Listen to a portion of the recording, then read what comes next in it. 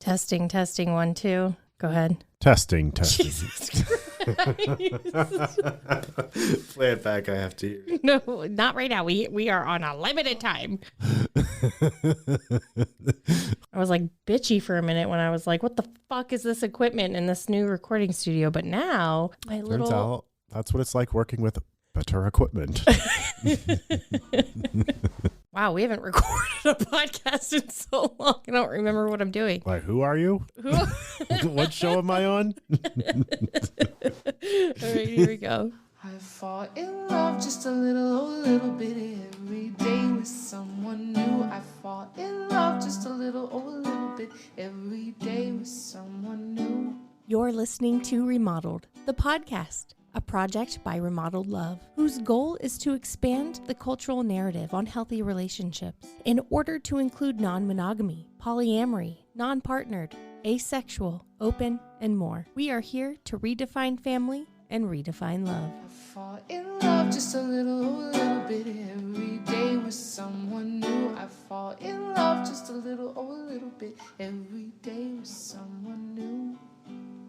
Hello, everybody, and welcome to Remodeled, the podcast. I am your polyamorous mama, Jessica Levity Daylover, and with me, as always, is the USB to my USB-C, Joseph Daylover. The HDMI to your thingy that needs a cord.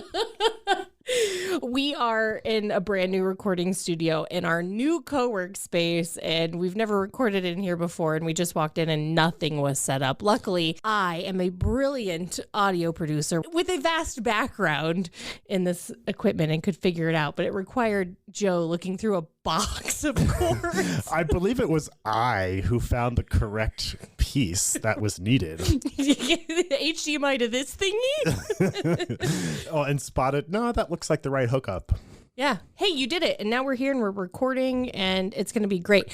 So if you want to support the podcast, you can do so on our Patreon, patreon.com/homesliceproductions. Our Patreon has grown quite a bit over the last year, all thanks to y'all. And it is possibly the thing that is going to set us free and change the course of our future and hopefully get Joe out of teaching where he is severely underpaid. Emphasis on severely. Yeah, so by joining our Patreon, you get access to all kinds of benefits, like you get access to our support group. We have a support group for parents. We have a new support group we're going to be talking about later for men, access to both of our personal diaries, and access to our close friends list on Instagram, which gives you behind the scenes look at our life. And it's just fun. That's actually quite a lot. It is a lot. We do have a lot of benefits on there. Yeah, so we've been receiving feedback that y'all loved season 1 of this podcast, which was just a lot of me and you. And we received a lot of feedback that people love season 2, but they really love listening episodes where you and I are doing our thing. And, you know, people were really delicate about it. They're like, Jess, we appreciate your interviews with other people and you're a great interviewer and we love the people you've brought in, but it's just not what I'm looking for in your podcast. And I just want to let you know, we hear you. I hear you. And so we're almost at the end of season 2 here. It's all kind of random and it doesn't mean anything to us. We're not going to be really taking a break. It took us a year. Do you know we started season 2 like right after Lucius was born and he's now 15 months old. Lucius is 15 months old. Yeah, I remember having a thought about season 1, like, hey, we should do an episode a week, right? Yeah. Like, we should stick to this thing, and it's just kind of arbitrary, and wow, look at how time has passed by. And it was just it's just been a really hard transition if you're here with us and you're, you know, one of our hardcore fans. You just know that we've been having a rough time. Lucius still isn't sleeping through the night. And so anyway, but we are slowly getting our routine back, and I just want to let you know that we will be continuing with a lot more episodes of me and you, and maybe we might bring people in to chat with us. But today what you're going to hear is a new format for episodes when it's just me and you. And I think having this format will get us into the recording studio more often. I really am having a very lovely flashback to my radio days right now because we're wearing headphones. We're in a very legit recording studio. It's very nice. I know. I kind of feel a little bit like I'm half underwater. I'm here for it. Yeah, it's really nice to be able to be at the same volume level. I think everyone's going to appreciate the higher audio production. Right. Hopefully the structure will get us in here more because I do really enjoy recording the podcast episodes when we get to. Yeah. And so I still have some incredible interview episodes on back order and backlog. And so I think I have about 6 episodes I haven't released yet with other content creators that you definitely need to hear. So I'm going to be sprinkling those in. So stick around, but we will be orienting more toward these types of episodes with just me and you talking. So without further ado, Here we go. Here's the new format of our podcast. So we're going to start with what's new with Remodeled Love, just like recent shit with Remodeled Love and upcoming shit. And then part 2 is going to be the Hot Goss. Yeah, so we're going to do updates on our personal love lives and just in general, hot goss in our lives. Part 3 is going to be, oh man, I wrote down ETIBHL. Oh, existential thoughts I've been having lately. It's like some random person's license plate that you wrote down. I was like, I'll remember what this stands for. ETIBHL. Existential thoughts I've been having lately. Ooh, and then, I like that too. And then we're going to be doing, if we have time, one listener email, like kind of Dear Abby. I called it Dear Flabby because Joe and I are both flabbing out, you know. Hey, you know, fat liberation, Flabby. Hot girl summer. Neither of our swimsuits really fit and we're like still going to the beach. We're like, who cares? Yeah, it's all good. Living my best dad bod life right now. Fuck yeah. Okay, so let's start with what's new with Remodeled Love, which, hello, we wrote a fucking book. That's amazing. Hey, what do these buttons do? That was way too long. Yeah, no, that was ridiculous. Okay, but there are 8 buttons here, and I just happened to pick the applause one on a perfect applause cue. What's this one do? Okay, crickets for something awkward. Mm-hmm. Okay, these are way too long. Oh. Okay, stop. I'm Might not need going to that do one for the existential portion. Wasn't season 2 supposed to be unedited? I have failed. Like the whole thought was like, I don't need to produce these. we can just record them and get them up. And I just can't. I don't know what you were thinking personally. I can't do it. I have a product in mind and it's like asking a sculptor not to sculpt with the right tools. I don't know. Well, yes, and you just have to let the person do and see that it doesn't hold up. There has to be a way to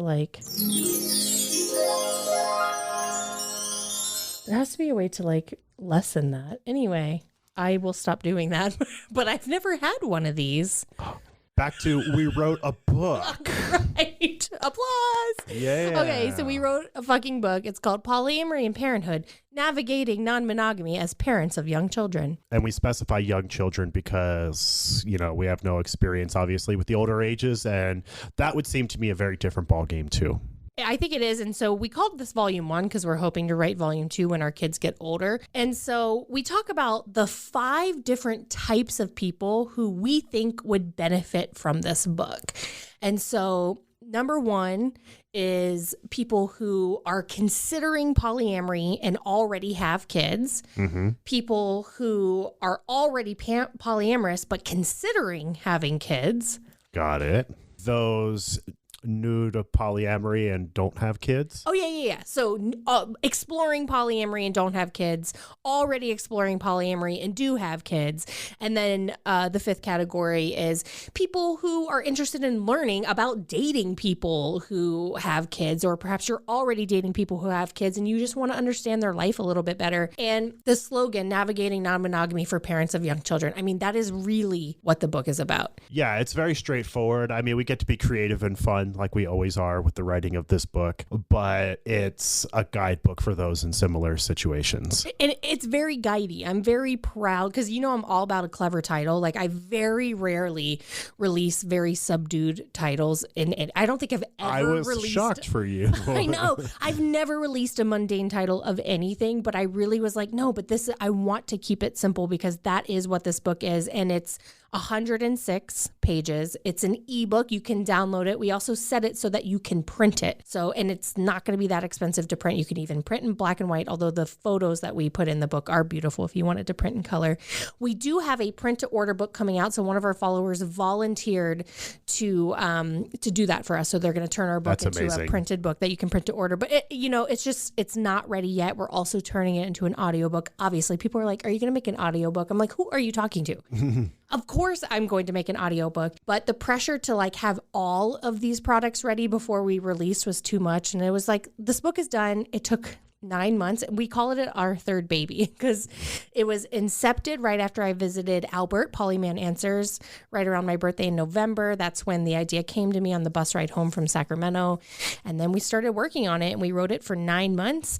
And then, God, what a process. Were you expecting the process to be that, that intense? No, not at all, because I didn't, in my mind, it was more of a workshop companion book that we were creating. That's how it started. It started as a companion book to a workshop. And then all of a sudden we're like, holy shit, this is so much more than that. Yeah, no. So for me, it just felt like we kept adding material to that and then come to find out, oh, actually, we have an entire book on our hands now. And I think at times we were frustrated that we wanted to keep adding more, but at the same time, just let the process evolve and couldn't have imagined omitting any of that stuff. Right. So it's 15 chapters with a whole preamble. Will you go through the chapter titles? I'm really proud. Oh, he didn't have it up. I told you to get your computer and pull up our chapter titles.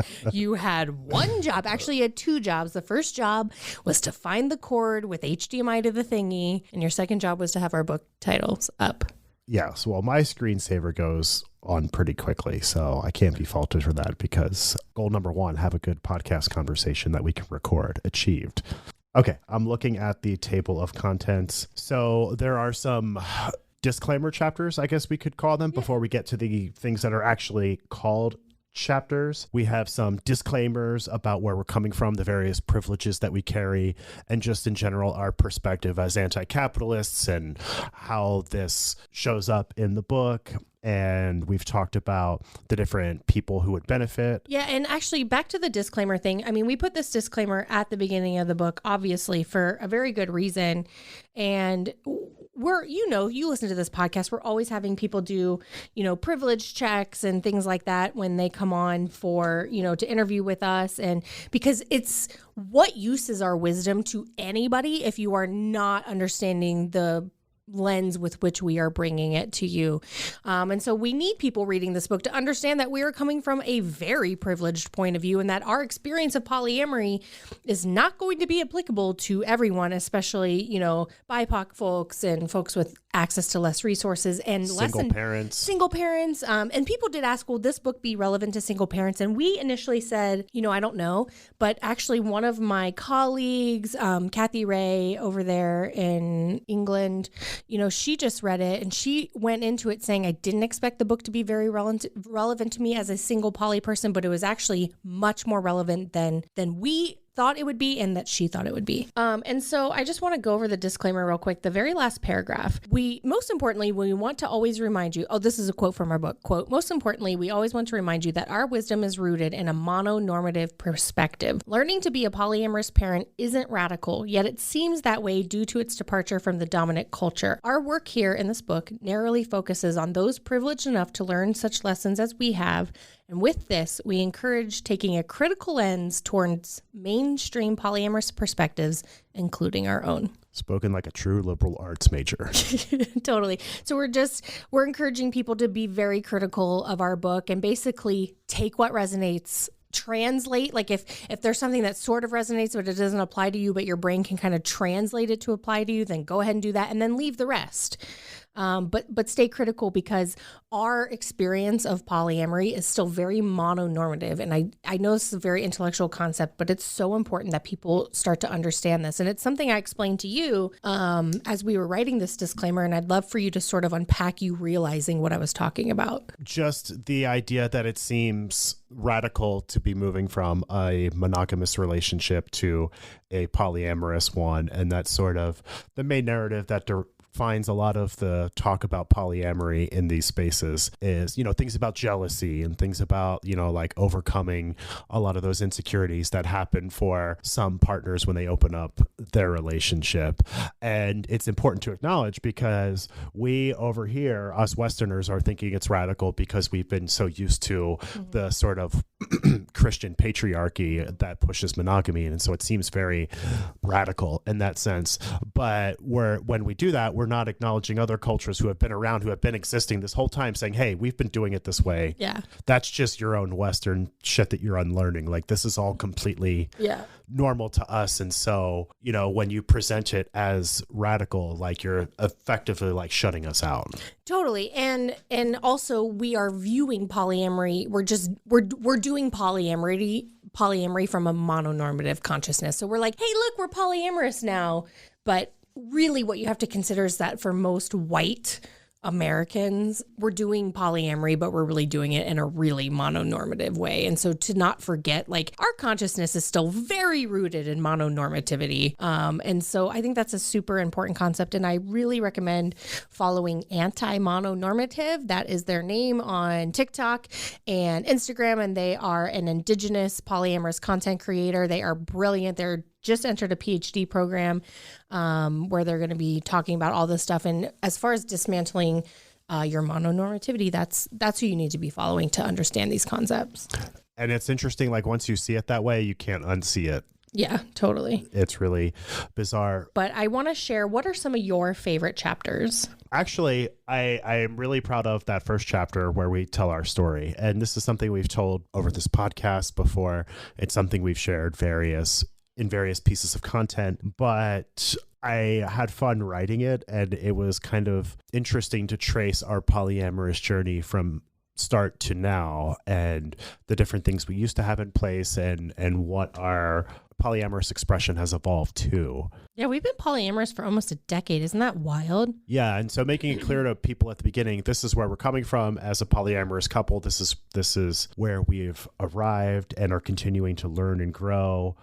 And it just seemed like such a far cry from the beginning. Yeah, my favorite chapters are some of the really philosophical, or I don't even know if you'd call it that, but the really meaty chapters that I wrote based on some of my most viral content. And so I went back and I looked at some of my most viral content that people were really like, holy shit, you are really putting something out there. And I took that small piece of content and I expanded it into longer essays. And what came out, I was like, well, I just felt so proud. And I don't think of myself as a writer. And I now officially think of myself as a writer after this book. Yeah, and you should. Those are really great chapters, the ones about pregnancy. And I think those are going to ring true for some mamas out there. Yeah. And there's a chapter on couples privilege and hierarchy. And the way that I explain it is like a little different than I think other people explain it, across social media. And then we have something we created called the whole ass person principle, which I think is really helping a lot of people. And we talk about polysaturation. We talk about our journey of needing fewer boundaries within our polyamory over time. And then we have a best practices chapter with a lot of stuff in it that we recommend for those exploring polyamory with young children in the picture. And the biggest one that people are most excited about is our time banking system. And we have a very intricate time banking system where we log, we have something called autonomous time, which is time spent out of the house to take off your parent hat, take off your spouse hat, and go be a whole ass person, actually, to tie it back to a previous chapter. And we log all that, whether you are out having coffee with your colleagues or like for fun or fucking your partner. Like, it doesn't matter. It's all the same. It's just logged as time away so that we can make sure that we are showing up equitably in our relationship. And it's just very easy for one person to suddenly start spending more time away and for the other person to start projecting how much time they're really away and the other person to be delusional about it. And it's like, well, why even set that up when you can literally just log it and create a timetable? And once Lucius came into the picture and we had 2 kids, we decided that we needed a point system. And so many people think it's overkill, and I could not care less. We literally have a point system because being on, rocking the solo parenting duty with 2 kids during the day, little kids during the day is very different than when one of us leaves after bedtime and has like an overnight with a partner. It's a very different 8-hour experience. And so we created a point system, and we actually give you an exclusive look at our time banking system with screenshots of our spreadsheet and everything in this book. So if that's something that you feel like can help you, buy our book. And guess what? Our book is available at mutual aid pricing, which is something we were really privileged and honored to do. So you can pay anywhere between $5 and $50 for the book. And we are approaching like 300 sales of this book, and we are averaging right down the middle between $20 and $25, which is exactly what we would have charged for the book. That's incredible. Yeah, it's really beautiful. So, okay, that ends segment 1. What's new with Remodeled Love? Please know I had no idea that was going to be the sound. Oh, wait, no, there's one more thing. You launched a new support group exclusive to our Patreon members that we're really proud of. Why don't you talk about that really quick? Dudes with Feelings. So similar to the Commiseration Club, it's a space for people to share about what's going on and potentially get feedback and advice if they are requesting it or wanting that.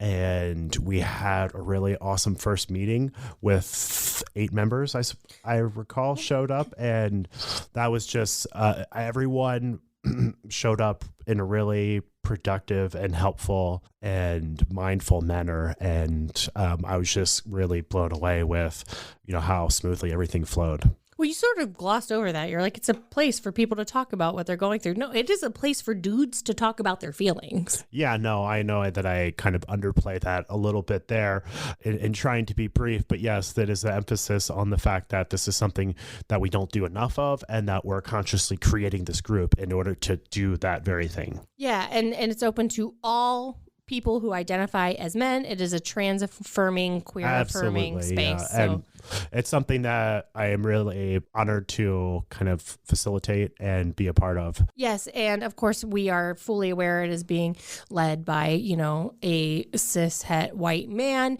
but it is an anti-racist space. And we are hoping that more BIPOC feel safe to show up. And we had a nice amount of diversity, you said in the last meeting, but we're hoping to create an even safer space for more diversity from whiteness to arrive. Yes, absolutely. And, I'm the kind of person that welcomes input and is ready to learn and grow right alongside everyone else. Yeah. And we even had Polyman Answers, kind of love them. Yeah, kind of co-facilitating with you, which was really nice. Okay, now that's what's new with Remodeled Love. Do. Lots of fun stuff. Okay. All right, part 2.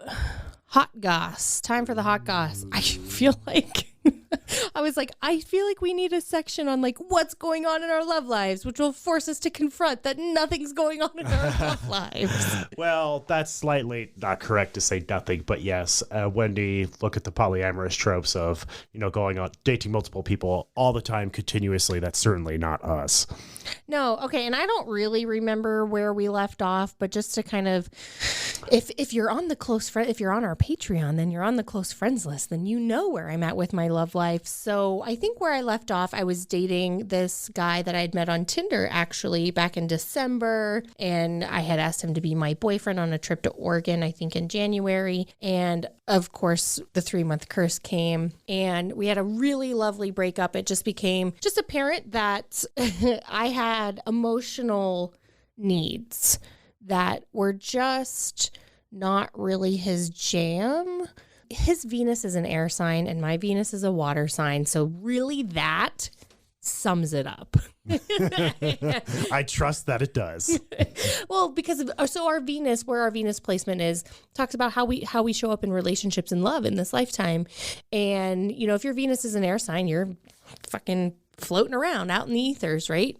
And my Venus is a water sign, meaning I am emotional. I am so emotion based. And not only a water sign, my Venus is in Scorpio, as we all know, meaning I love for my love to be intense and to travel to the depths of the earth. And so I had come up with this metaphor when I was kind of unpacking it in the close friends list that moved a lot of people. So I think I'll just bring it here, where in relationships, I like to be pushed on a swing, like on a swing set on a playground. And being pushed on a swing to me means emotional connection, right? And a lot of affirmation. And it's not that I need it. It's just what I like. It's why I come on the playground. It's why I even go on the playground, quote unquote, which is why it's the metaphor for why I even enter these relationships, is because that's what's fun to me, is to get pushed on the swing and to push on the swing. And pushing on the swing just really wasn't his thing. And we had this really beautiful breakup shortly after I got my tubes out. which was, I think I was like really high. Bad timing on their part. No. We made sure we got a few in, but I was like really high on pain meds and he was laying with me and I told him the swing metaphor of like, I like to be pushed on the swing and I think that you need someone who doesn't want to be pushed on the swing. And he was like really moved by that. He was like, I would say that's really accurate. And so we ended things. We attempted to be friends with benefits. That didn't really work out. But it was a really beautiful, very conscious uncoupling, two people who could take full responsibility. So I took full responsibility for the fact that I like to be pushed on swings in relationships.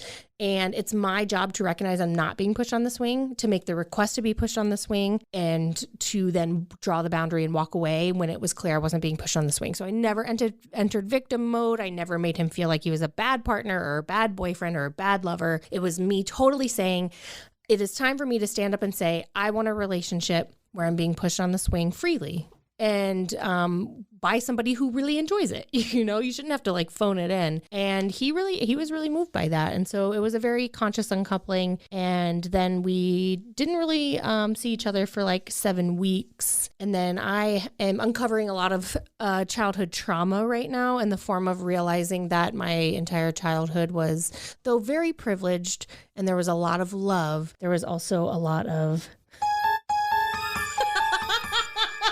Sorry, I was waiting for the right moment to push that. That was perfect. That sound sums it up. Sums it out. I knew I had a lot of trauma in my childhood, but it was like in one singular moment in an interaction with one of my parents. It was just like all of these memories that I had labeled as like unfortunate in my brain all of a sudden got labeled as emotional abuse. And so, different category. Again, I really want to emphasize I was a very privileged, very well taken care of child.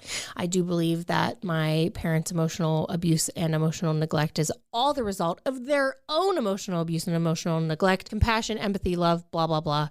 Anyway, it has been a very rough, that happened at the end of May that I like had this awakening, and it's been very traumatic. And it led me to reading the book, Adult Children of Emotionally Immature Parents, which if you are a millennial, if you're a human, you need to read this book. Life-changing. And, my former partner and I have very similar experiences as children. And so we were talking about the book. And, I went over there to talk to him about the book and the things I was learning. And in that 7 weeks, it turned out. Sounds like every book club meeting I've ever been to. In that 7 weeks, I think that somebody missed me a little bit. Yeah. And it's weird when you move that energy and when you stand in a breakup and you own your responsibility and you don't move into blame or any of that stuff, it really gives the opportunity for the person to hear what you're saying. Yeah, big time. Because I was like, hey, I want to be pushed on a swing and you don't want to push me on a swing and that's okay. And he was like, but I want to push you on the swing. And I think if I had come in with like, you don't push me on a swing because you're a shitty boyfriend, then he would have been like, fuck you. But because I didn't do that, I really think it gave him this time to think about like, why don't I want to push somebody on the swing and what is that related to? And so he started doing his work and I did my work, and we're not back together by any means, but we have go on. I was also telling him, along with the swing metaphor, that like there, Alan Watts says there's two types of people. There's prickly people and gooey people, and the world needs both prickly goo and gooey pricks. Prickles. I think we're getting into some mixed metaphors. I know, that's Jessica Levity, the mixed metaphor. Prickly, gooey, swings. Shut up. Roll with me. You're following me. They're following me. If you're not following me, rewind 15 minutes.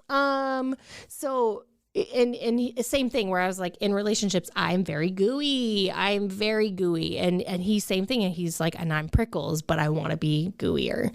And so I don't know. I think my absence, he, whatever happened in him, he's just a really good person. I love him so much and I love his heart. And I don't know, the energy cleared a little bit.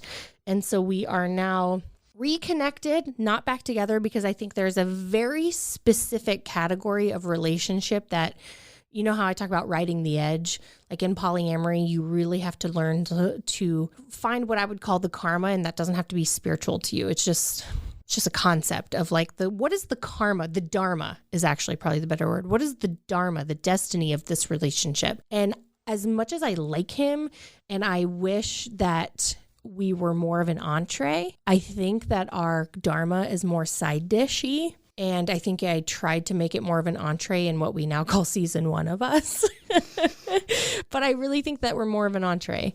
And I know that sounds hierarchical, but I really mean it in the least hierarchical way. It just is. It just is. I don't know. Like, it seems like you both, if I were to venture an opinion here, knowing you really well, it seems like you both are trying to like acknowledge but not acknowledge the fact that you're looking for something more ideal. And once that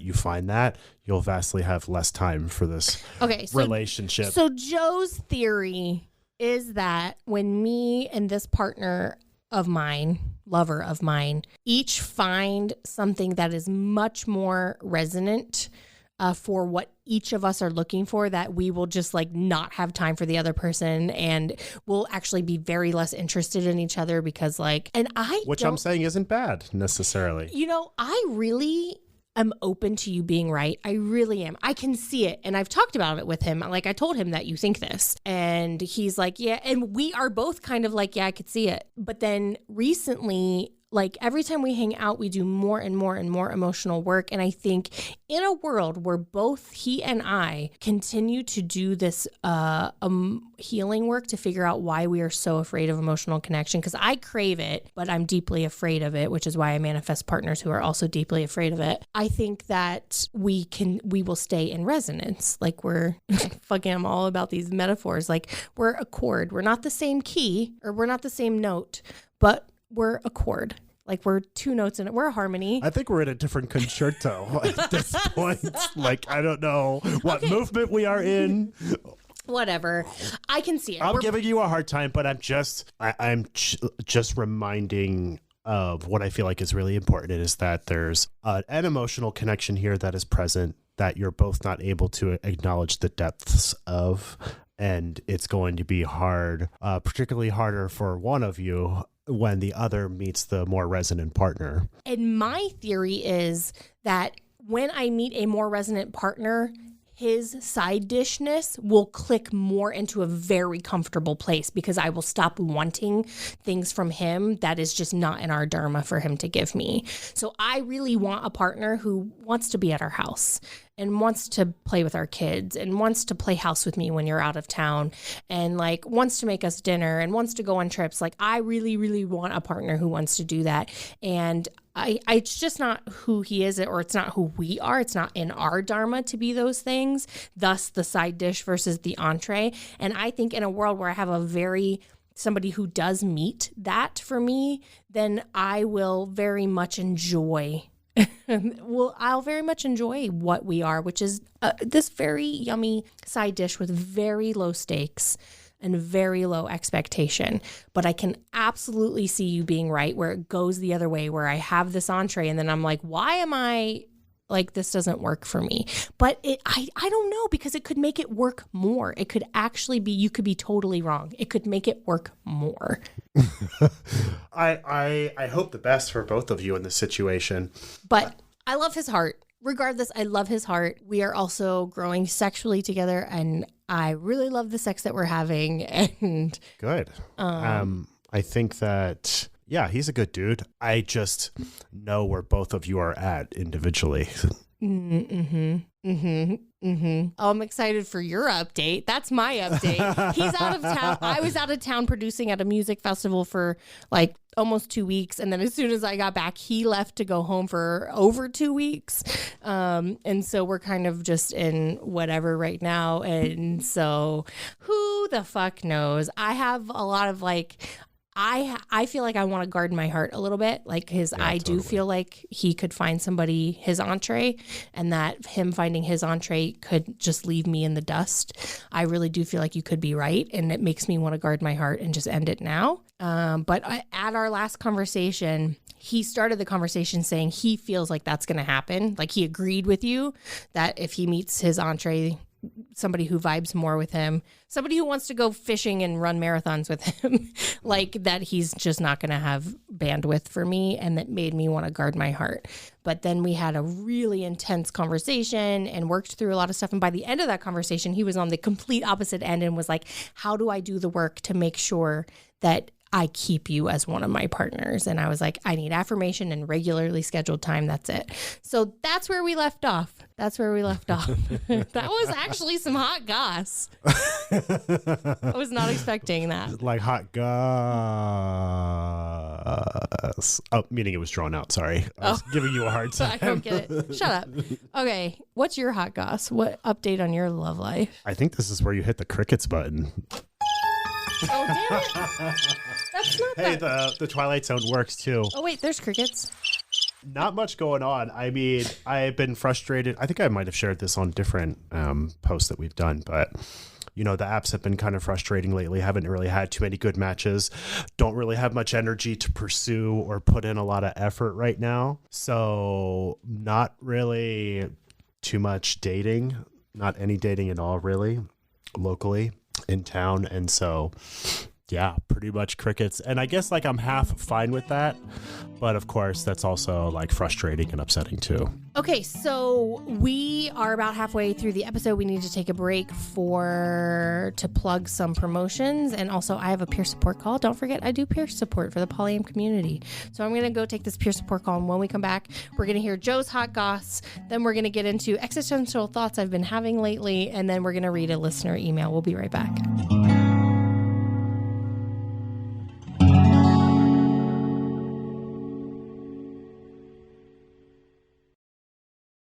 This episode is supported by FX's Grotesquerie, a new series from executive producer Ryan Murphy.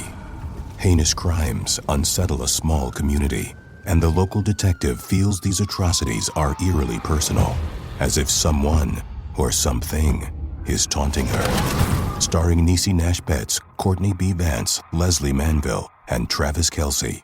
FX's Grotesquerie premieres September 25th on FX. Stream on Hulu. Hey friends, this is Jessica Levity Day Lover, reminding you that you are not alone on the polyamorous path. If you're looking for peer support or coaching on your non-monogamous journey, and you want to work with the Day Lovers, head to remodeledlove.com and book with us today. You Tiny little sipper. bitch. Just a tiny little sipper. Do you think it's funny I'm drinking the same cup of coffee from this morning? I love this about you, actually. Really? Okay, everybody, we are back. Had a really powerful peer support session just now.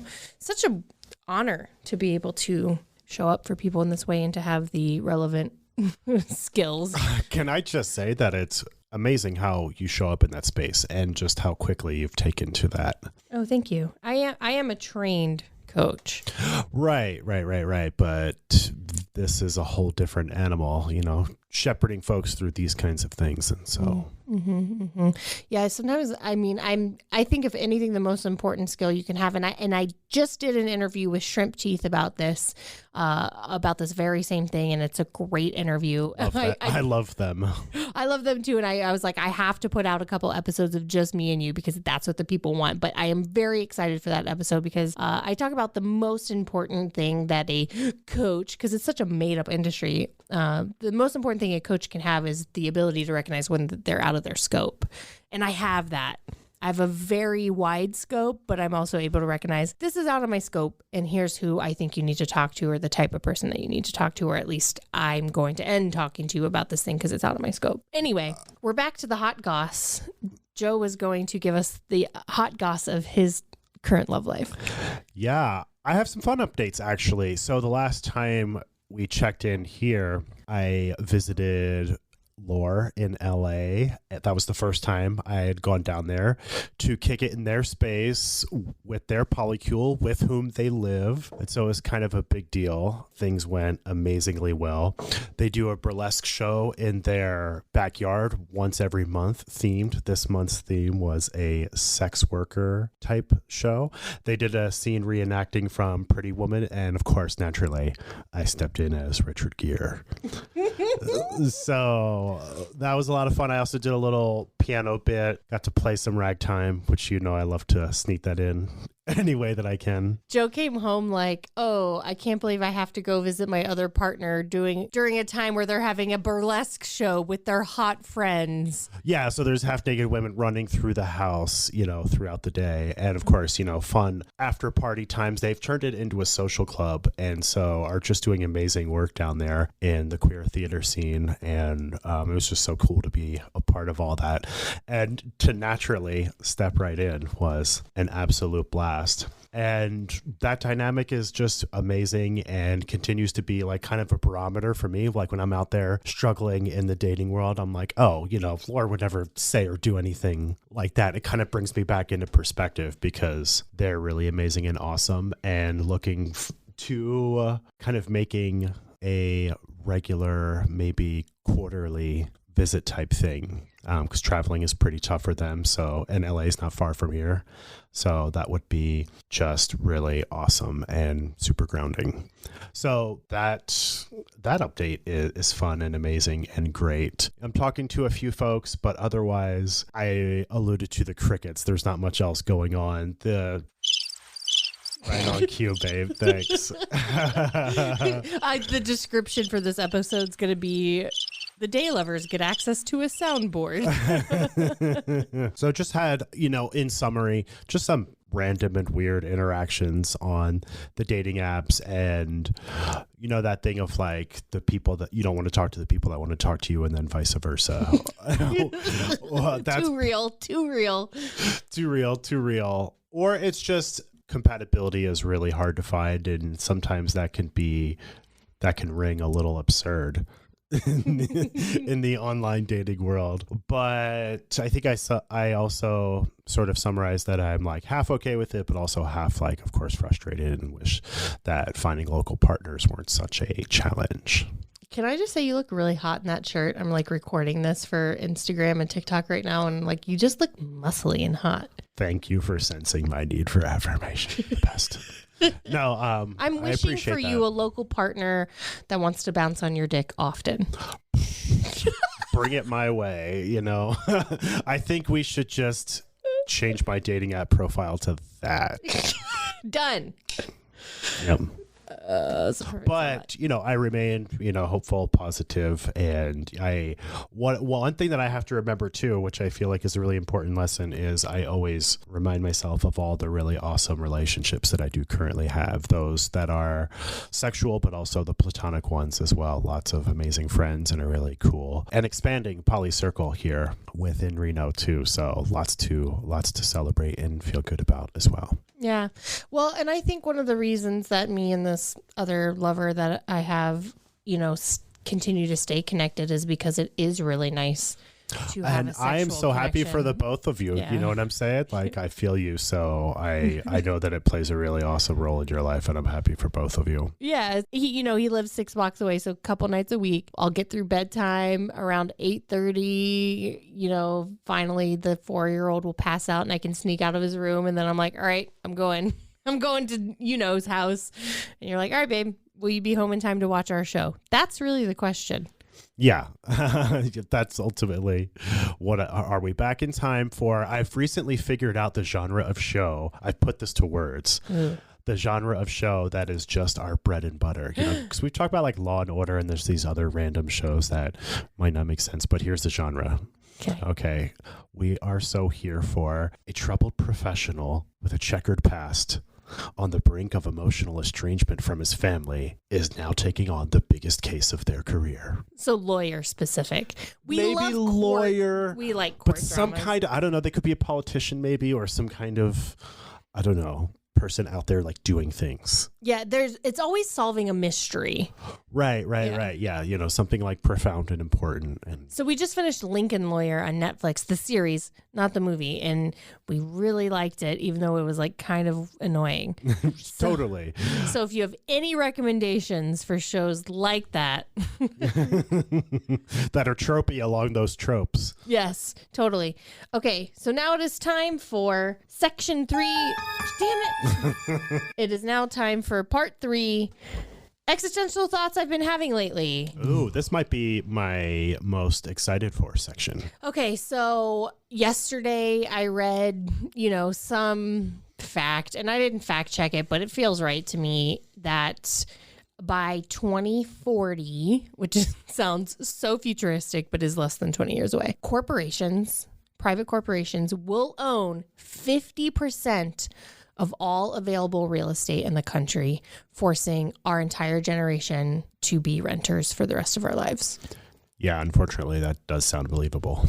And it just knocked me into this existential, it vacillates between total apathy, because apathy is the only way I can even fucking cope with the actual feeling of it, which is like, it's pure evil. That is pure villainous evil that is even allowed to happen.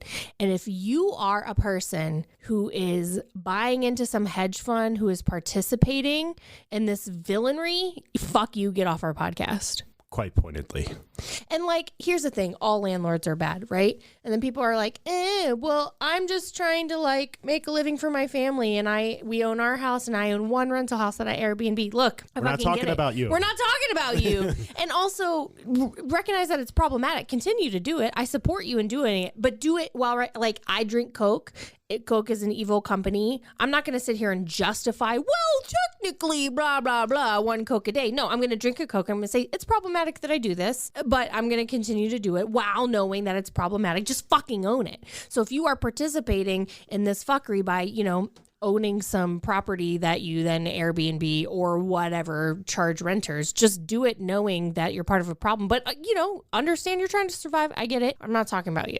No, absolutely. I think this is where a lot of the productive dialogue kind of gets stopped, is people just assume that I'm talking about them. Yeah, totally. And I'm overlooking my own ways in which I participate within the capitalist system. And I think this is where we get misinterpreted. And I would say our anti-capitalism is actually compassionate, in that the nature of the system is so oppressive that it forces us to compartmentalize the things that we participate in, because we have to do it in order to survive.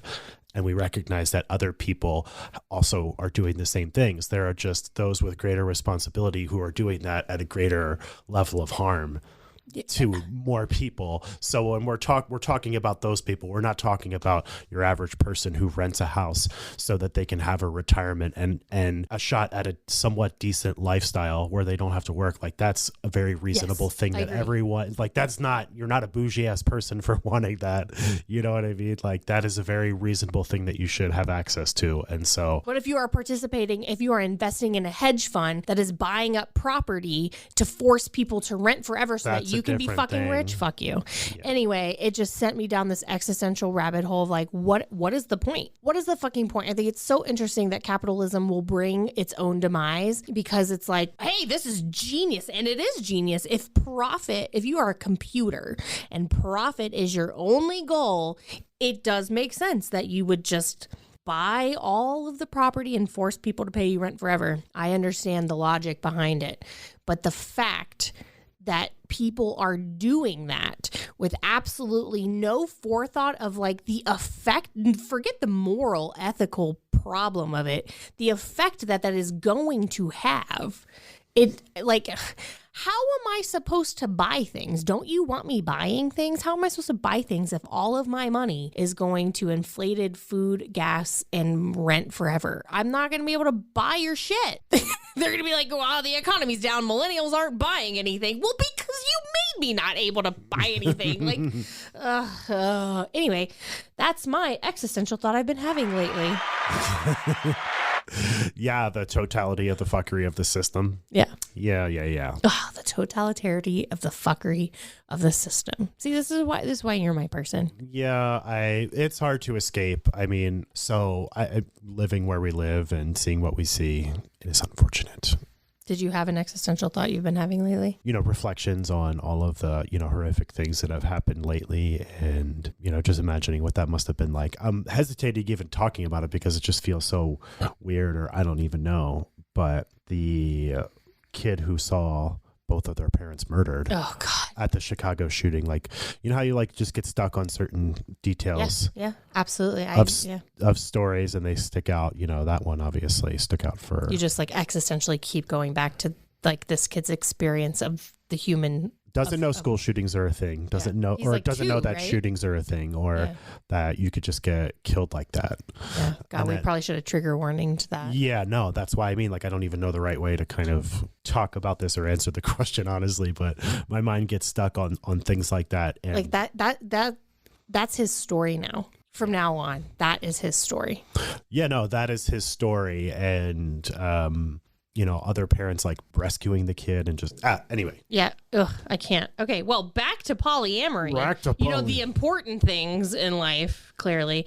So we got this email today. And if you ever want to email us, you can go to remodeledlove.com and send us request for advice. I can't promise that we'll ever get to it. Okay, so we got this request for advice that I thought was really interesting. So I thought we'd take it to the podcast. My husband and I have more or less the same story as you guys, except we are fairly new to it, just over a year, and we still do have sex with each other. Here's the thing. So far, neither of us has actually had sex with anyone, and I've just been on a few dates. No sex, no kissing, just cute drinks and dates with some Tinder boys. Hubby hasn't been on any dates, but here's the bigger thing. When there's no date on the horizon, hubby talks about polyamory so excitedly. Can't wait to do this. Can't wait to experience that. Can't wait to have sex with someone else again. But when I actually have a date, he gets weird.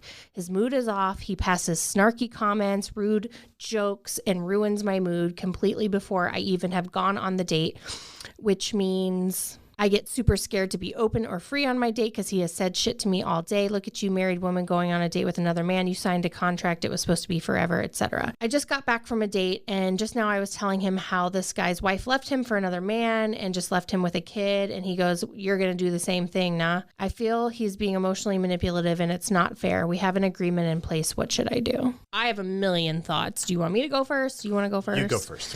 So, there's a lot here. I've spoken a lot about this stuff, especially around this time last year when I was talking a lot about shadow work, which I'm going to start taking in a different direction as I've started to unpack more of the appropriative and colonialist nature of what Carl Jung did to bastardize this ancient indigenous concept called shadow work. But when I was talking about that a year ago, I created a lot of content around moodiness. We even have a piece of content that was one of our most viral of all time called Polyamory and Moodiness Toward Your Partner. And I think in early stages of polyamory, it is a very real thing to be very excited about polyamory. And the second that there is a trigger, like your partner having a date, your partner being an NRE, your partner having sex with someone else, you resort to moodiness. For me, moodiness, kind of tying back to part 1 of this episode, moodiness was one of the main weapons of emotional abuse in my household.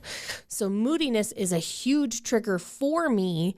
And it's also something that I engage in as abuse. Like, I abuse others through moodiness, and I've had to work on that and become very aware of when I'm weaponizing moodiness, especially with someone that I have any sort of codependent relationship with, where I know if I am moody, I'm a little off, I'm aloof, I'm cold. If that person is codependent toward me at all, it's going to throw them off. That's going to make me feel powerful because now they're like, what's wrong? Nothing. It's fine. Don't worry about it. And it's like, if that person's codependent, their mood is going to be thrown off because now I'm moody. In a world where they're not codependent and they're just like, oh, you are clearly off right now. I'm not going to let that affect me at all. See you later. Like, that's the goal. That's the totally healed place. I don't know anybody who's there. I know very few people who are able to watch someone they love be in a mood, know that it's quote unquote about them, and not be affected by it. But the root of this issue is, first of all, emotional abuse through moodiness, and secondly, codependence. So to the extent that you are codependent with your partner, you will take responsibility for their mood. And so to the extent that she says, he's gets moody and then he ruins my experience. Nobody can ruin your experience but you.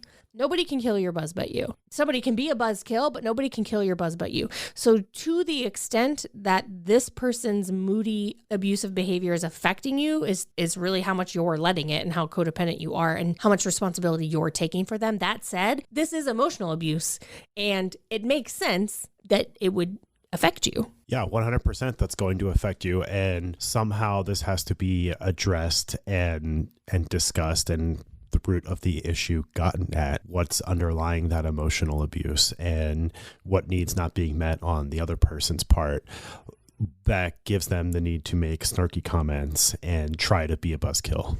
Right. In the first place, what's triggering them, and the feelings of their partner going on a date and what's that bringing up for them. That's what they need to look at.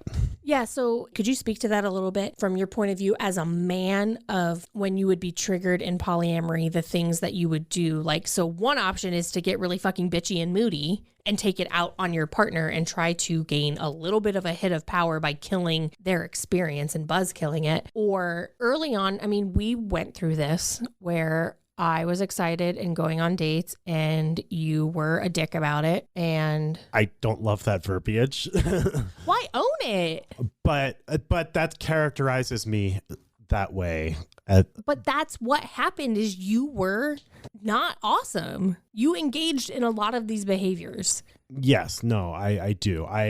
But I also feel it's important that, you know, I engaged in dickish behaviors, or I said and did dickish things. Oh, instead of you were a dick about it? Yes. It's not like I called you a dick. I said you were a dick about it. No, I feel like that is, though. All right. Okay. You engaged in dickish behaviors similar to this writer, this person writing in. Yeah, for sure. Okay. Absolutely. What was going on inside of you as a dude with feelings? Well, absolutely. I was triggered and upset and feeling insecure and not grounded in my own sense of self. So what did you do to get grounded into your sense of self? You know, I fell back on the practices, the things that always made me feel alive and connected, which were, you know, reading, writing, expressing myself through music, you know, meditation, journaling, a lot of that inner reflective work to just reinforce my own sense of autonomy and that, you know, I could always make sense of things no matter what happened. Yeah, and I would recommend that this person jump in our peer support, dudes with feelings. Like, this is exactly what that group is for. You need to be among other people who can validate the experience that you're having, and there needs to be a space for you to be truthful about that shadow side, about the things that you're like, man, I kind of want to punch a wall, right?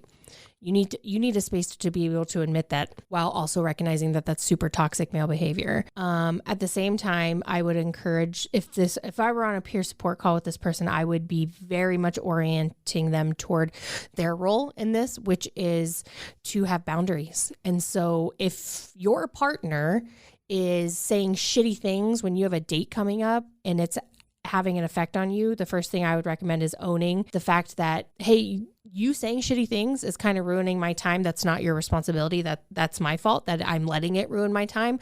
But I don't like that. And so I'm going to no longer tell you when I'm getting ready for a date, and I no longer consent to you saying these things to me.